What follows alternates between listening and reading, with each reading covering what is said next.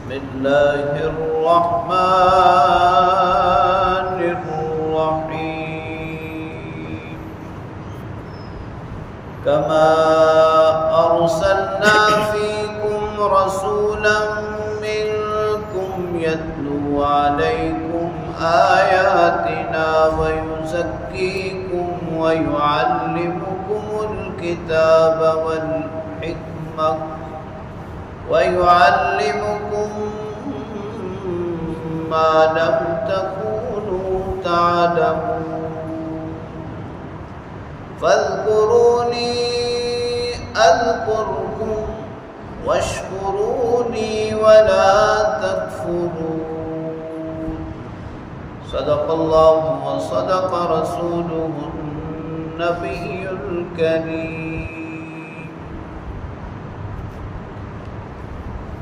سورہ بقرہ کی آیت نمبر 151 اور 52 کی تلاوت آپ نے سماعت کی۔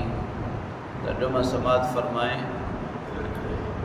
کما ارسلنا فیکم رسولا منکم، جیسے ہم نے بھیجا تمہارے اندر تم ہی میں سے رسول، یتلو علیکم آیاتنا، جو تمہارے سامنے ہمارے آیتیں پڑھ پڑھ کر سناتا ہے، وَيُزَكِّيكُمْ، تمہارا تزکیہ کرتا ہے، وَيُعَلِّمُكُمُ الْكِتَابَ وَالْحِكْمَةَ، تمہیں کتاب اور حکمت کی تعلیم دیتا ہے، وَيُعَلِّمُكُمْ مَا لَمْ تَكُونُوا تَعْلَمُونَ، اور تمہیں سکھاتا ہے وہ سب کچھ جو تم نہیں جانتے۔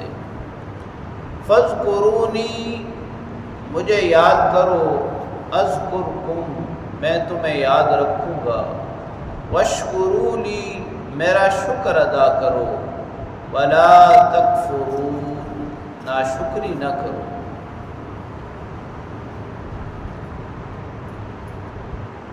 اللہ رب العالمین نے امت محمدیہ پر خاص انعامات اور احسانات فرمائے۔ ان انعامات اور احسانات میں سے ایک انعام ملت ابراہیمی میں سے ہونا ہے، جس کا ذکر اللہ رب العالمین نے گزشتہ آیات میں فرمایا۔ پھر اسی طرح اللہ تعالیٰ نے ابراہیم علیہ السلام کی نسبت سے بیت اللہ، حرم مکی اور کعبۃ اللہ اس امت کو عطا کیا۔ درمیان میں آزمائش کے لیے کچھ عرصہ بیت المقدس کی طرف منہ کر کے نماز ادا کرنے کا حکم ہوا، جس پر آپ صلی اللہ علیہ وسلم کو قلبی اطمینان نہیں تھا۔ اللہ رب العالمین نے دوبارہ بیت اللہ کی طرف منہ کر کے نماز پڑھنے کا حکم دیا۔ اسی طرح ابراہیم علیہ السلام نے دو دعائیں کی، ایک یہ کہ بیت اللہ کو مرجع خلائق بنا دیا جائے، وہ بھی اللہ رب العالمین نے قبول فرمائی، اور دوسری دعا کہ میری اولاد میں سے آخری پیغمبر کو مبعوث فرمایا جائے، اس کو بھی اللہ رب العالمین نے قبول فرمایا۔ گزشتہ آیت کریمہ میں اللہ کریم نے فرمایا لِأُتِمَّ نِعْمَتِي عَلَيْكُمْ وَلَعَلَّكُمْ تَهْتَدُونَ، کہ ان سے ڈرنے کی ضرورت نہیں، مجھ سے ڈرو، میں تمہارے اوپر اپنے احسانات تام کروں گا اور تمہیں ہدایت دوں گا۔ اب ہدایت کا سبب اور ہدایت کا راستہ اللہ کریم بیان فرما رہے ہیں کہ ہم نے تمہارے اندر تم ہی میں سے رسول بھیجا،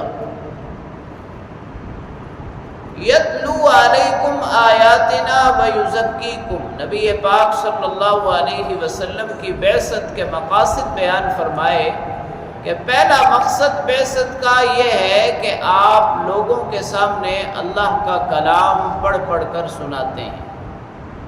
تلاوت آیات قرآن، تلاوت آیات کتاب۔ دوسرا مقصد یزکیکم تزکیہ ہے۔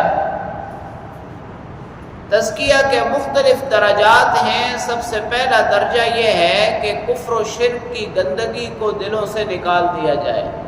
آپ صلی اللہ علیہ وسلم نے توحید کی دعوت دی اور کفر و شرک کی گندگیوں کو دلوں سے نکال دیا، دلوں کو ایمان کے نور سے پاک کر دیا۔ تیسرا مقصد تعلیم کتاب ہے۔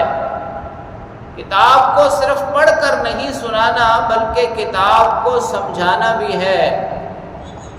چوتھا مقصد تعلیم حکمت ہے کہ تفہیم کتاب کے دوران حکمت کی باتیں سنت رسول صلی اللہ علیہ وسلم کی صورت میں اللہ رب العالمین کے پیارے محبوب وہ بھی تعلیم فرماتے ہیں۔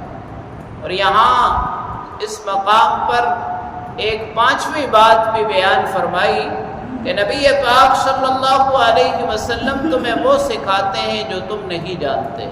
ظاہر صاحب شریعت ہیں، تم شرعی احکام نہیں جانتے، اللہ رب العالمین ان پر شرعی احکام نازل فرماتے ہیں اور وہ تمہیں شرعی احکام سکھاتے ہیں۔ ان تمام انعامات بالخصوص ملت ابراہیمی سے ہونا، بیت اللہ کا مرجع خلائق ہونا اور نبی پاک صلی اللہ علیہ وسلم کی بعثت، ان کا تقاضا یہ ہے کہ اللہ رب العالمین کی ذات کا ہر وقت استحضار ہو۔ اگلی آیت کریمہ میں 3 حکم اللہ نے ارشاد فرمائے۔ پہلا حکم یہ ہے کہ اللہ فرماتے ہیں مجھے یاد رکھو، میرا ذکر کرو، مجھے یاد کرو۔ تو یاد کرنے کا یہ مقصد نہیں ہے کہ چند کلمات اللہ رب العالمین کی حمد و ثنا کے کہے جائیں، بلکہ ہمیشہ اللہ کی ذات کا استحضار ہو کہ اللہ نے ہی ہمیں پیدا کیا، اللہ ہی ہمارا مالک ہے، اللہ ہی ہمارا رازق ہے، وہی موت اور زندگی کا مالک ہے۔ دنیا کی زندگی میں اللہ نے آزمائش کے لیے بھیجا ہے، ابدی اور دائمی زندگی آخرت کی ہے، وہ اللہ کے سامنے پیش ہونے کے بعد شروع ہوگی۔ یہ ہے اللہ کا ذکر۔ تو اللہ نے یہ بھی فرمایا، یہ وعدہ فرمایا کہ اگر تم مجھے یاد رکھو گے تو میں بھی تمہیں یاد رکھوں گا۔ یعنی اللہ رب العالمین کے انعامات، احسانات، دنیاوی اور اخروی راحتیں اس بات کے ساتھ مشروط ہیں کہ بندہ اپنے رب کو ہمیشہ یاد رکھے۔ دوسرا حکم یہ ہے واشکروا لی، جب اتنی ساری نعمتیں دی ہیں تو شکر ادا کرو۔ شکر کے 3 درجے ہیں۔